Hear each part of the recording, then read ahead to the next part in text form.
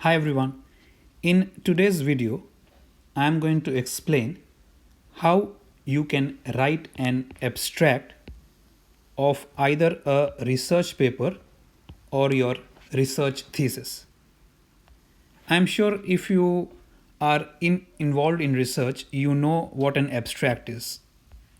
An abstract is actually a concise summary of your research or your entire thesis. Ideally, when you write an abstract, depending on whether you are writing it for a journal paper or conference paper or a thesis, you must be aware of the word limit.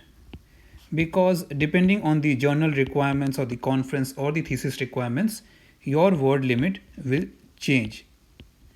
Ideally, journals prefer a word limit of anything between 150 to 250 words. It may differ depending on the journal you are writing, it could be longer or shorter. Conference is about 100 to 150 words as well, as conference papers are short. And for a thesis, sometimes there is no word limit, but they may ask you to keep it to 1 to 2 pages long. Because thesis, of course, you have more to write, so the abstract is also longer, but ideally you should keep it to 1 and 2 pages, 1 and 1.5 pages, that's good enough. An abstract must be your original work, not a copy. It has to be a summary of your research work that you have presented, so it must be original. It cannot be a copied passage of your paper. You cannot just pick and choose a copied passage from your paper and put it there. You can take words from it, you can take phrases, but it should be an original. So what we normally say is an abstract is a self-contained and must make sense by itself, on its own. If someone reads your abstract, they should have an idea of what your research is all about in a snapshot. That's what it's all about. A snapshot, a trailer, a teaser, just like you have trailers and teasers for movies, similar, something like that. What an abstract does is it highlights. What does it highlight? Key content areas of your research, what it is all about, but like a highlight. You must put the spotlight on what your paper is all about, your research purpose, or you might say research focus, so that a person who's reading your abstract will know whether they should read further or not. You can also include the relevance of your work and the main outcomes. Alright, so the main outcomes of your research work. Alright, so a well developed, and normally it is a single paragraph. You may differ from me and you may say I have seen abstracts of 2 paragraphs or so, but normally it is a single paragraph. Alright, it is a concise single paragraph. I have told you the word limit as well, and it briefly outlines all parts of the paper. Alright, it is placed at the beginning of your paper, placed at the beginning of either your research paper or your conference paper or your thesis as well.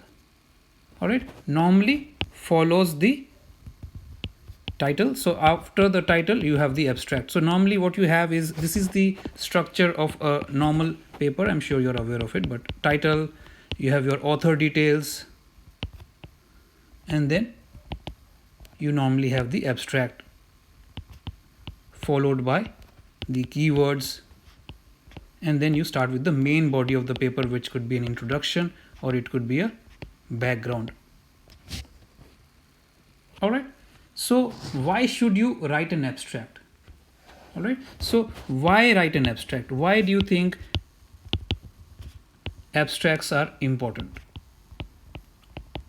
Alright, so of course I've told you it provides a snapshot of your entire research. So let's say there are 2 reasons. First is selection. So what happens here, that readers who may be interested in the paper can quickly decide whether it is relevant to their needs, their purpose, whether they need to know or read the whole paper or not. The second reason is indexing. How does this help? So most academic journal databases, they are accessed through the library, and it enables you to search the abstracts. This allows for quick retrieval by users. So abstract must incorporate the key terms that you as the researcher would like your potential researchers to search on. Alright, so helpful in finding your article on the database. Alright, there are so many articles, you want your article to come up as well if somebody is searching in your area. So that would be very helpful if you have an abstract with the necessary keywords. When is it necessary to write an abstract? When is abstract required? Right? Let's deal with this now. Abstracts are required for submission of articles to journals and conferences. Of course, the conference organizers also, they review your abstract to decide whether they will accept your full paper or not. When else is it required? If you are applying for research grants. All right, even then it is useful. Also, when you are completing and about to submit your thesis. All right, so this is when your abstracts are required. Now let's discuss what you should include in the abstract. So what to include in the abstract? Let's discuss that. First, reason for writing. What does this mean? Is what is the importance of your research? Why should people read it?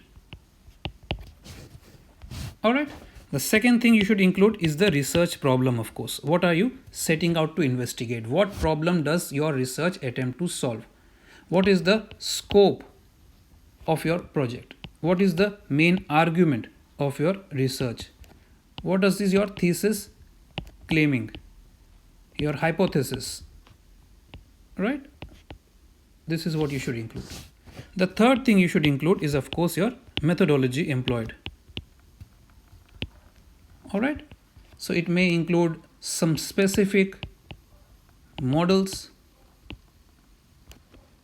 or approaches used in larger study, may include the types of evidence also that you have collected.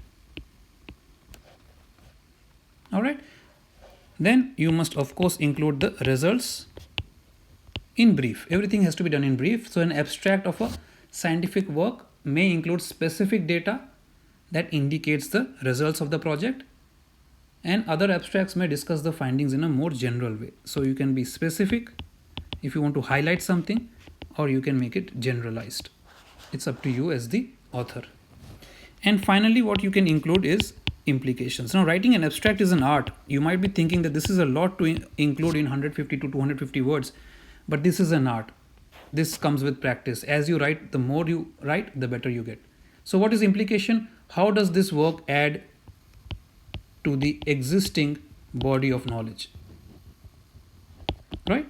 So this is what you have to highlight, or you can highlight in the abstract. Of course, if you can't include all these points in the abstract, then you might have to leave something out. You can also include, is there any practical or theoretical application from your findings or implications for future research? So all comes down to how much word you have and how much you can include in your abstract. All right, look at other abstracts. That's a good point. All right, so look at other abstracts, how people write abstracts. The more you look at them, the more you read, the more you will learn how people can concise, or how they can write a concise summary. All right, editing carefully is also something you have to learn, because you don't want to leave out anything important, and yet you don't want to include anything which doesn't have to be in the abstract. It can be in the main body. So sometimes, it is the way to promote your work. All right, the abstract does promote your work, so you have to be careful in what you include and what you exclude. So you may have to write several drafts of your work or your abstract. until you get the right one, the precise, concise outline of your paper, which is clear, which is complete, right, which is concise, of course, fits the word limit. These are the things you have to tick the box. All right, key search terms can also be fitted. So remember, you should include the key words which you think people in your area or researchers in your area will be typing to find the articles. All right, finally I will leave you with another piece of information, that there are two types of abstracts. All right, if you don't know it already, there are broadly two types of abstracts. One is called the informative types, right? Now informative is the majority of the abstracts. What does this mean is that they act as substitute for the actual papers, as all the key arguments, conclusions are presented, specifically the context and the importance of the research, reason for methods, principal results, and conclusion. The other one is called descriptive abstract. And descriptive abstracts, they describe the work being abstracted. They are more like an outline of the work, which are very short. It's about 100 words or less sometimes. But then there could be other terms which are used. But from what I know, one is called informative and the other called descriptive. So this may be slightly longer, from 150 to 250 words.